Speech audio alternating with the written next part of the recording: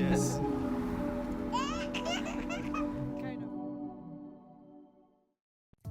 Who are the Rendille people of Africa? The Rendille land is one of the most uninhabitable places in East Africa. To exacerbate the sufferings of the people, their traditions allow one of the most extreme forms of female circumcision, known as infibulations. Amidst the suffering faced by the people, they live a peaceful nomadic life of herding camels, goats, and cattle. In this video, we will discuss the lives of the Rendilles, a Cushnitic ethnic group living in the eastern province of Kenya, and how they have been able to endure the region's extreme heat and climatic aridity. Brief account of the Rendilles. The origin of the Rendilles has many versions, which are contestable. There is a wide belief that they were initially part of the Cushnitic-speaking people before they migrated down the Great Lakes from Ethiopia and formed their unique identity. Due to frequent conflicts with other ethnic groups, they settled around Mount Marsabit in northern Kenya, known for its harsh climate. Another story is that they are descendants of Somalis, and linguistic evidence reveals a similarity between the Somali and Rendille languages.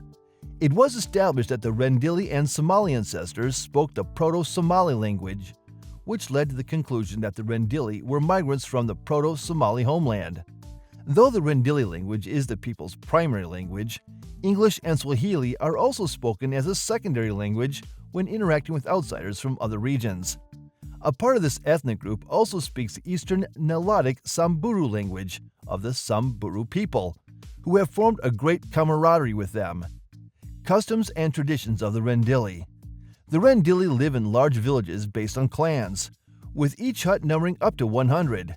The houses are structured so that they can be dismantled and strapped to the back of a camel when they decide to relocate, which usually takes place twice or thrice a year. As pastoralists, their lifestyle revolves around cattle.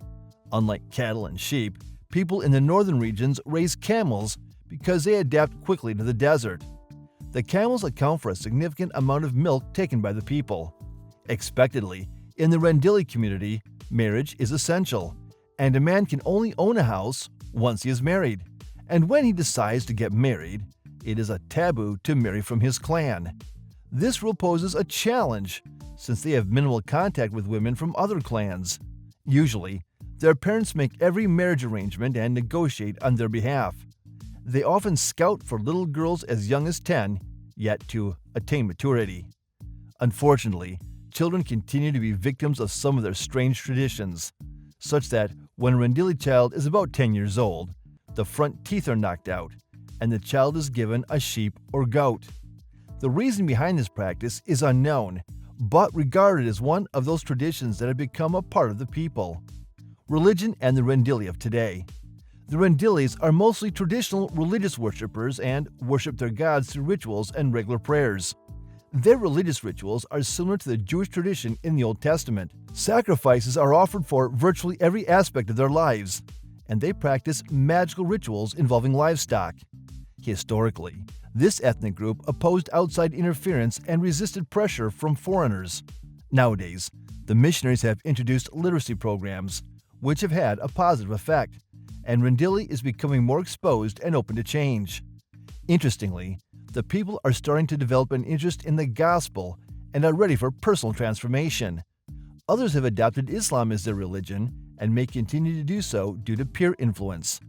As we wind up, it is essential to mention that due to the unfavorable climatic conditions of the regions inhabited by the Rendille people, the British colonialists did not invade their lands, and the people were not significantly affected by colonial rule. Although they may be used to harsh climatic weather and unfavorable lands, one thing you can't take away from them is their resilience and endurance. Perhaps it is because the ethnonym Rendille translates to holders of the stick of God. Can the Rendilles change their situation if they persist? Let us know what you think in the comments section. Thank you for watching this video. Please don't forget to subscribe and turn on the notification bell.